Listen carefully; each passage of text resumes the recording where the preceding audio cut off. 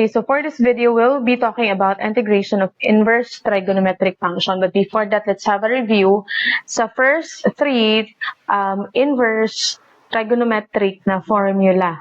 So, as you can see, sa iyang mga formula, all these three, kayang ang constant o ang function anang a and your u kay naka-square sila. So, as you can see, a squared plus u squared, a squared minus u squared minus a squared.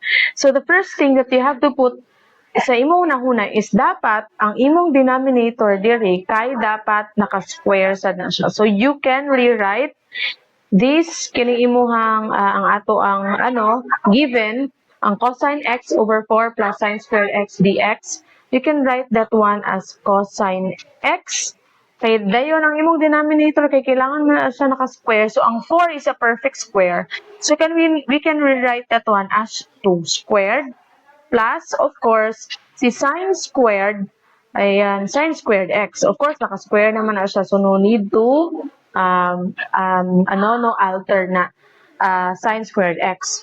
So as you can see, you have here na your a squared and u squared. So next is you have to put, kung ako, I will put what is my a and what is my u para my guide. So your a is of course your constant which is si 2. Ito, and your u ay si sine x. Okay, si sine x lang. Okay? Then we can now rewrite it. Take note ha nga si sine squared x is just equal to sine x tapos parenthesis squared. Equal na siya. So next, we will take the derivative of our u. Okay, so the derivative of sine x is of course cosine x, diba? Cosine x dx. So take note na natay ang atong du is cosine x dx na napud tay cosine x dx sa taas. So basically, we can rewrite our kanang given function nga atong cosine x dx is du. Mo ni siya kanang nasa taas. So, as du all over a squared plus u squared.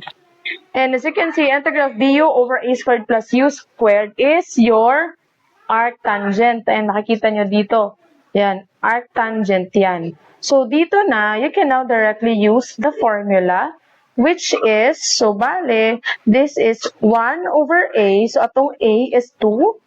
Then arctan of u over a. So what is our u? Our u here is sine x and over a, which is our 2, okay?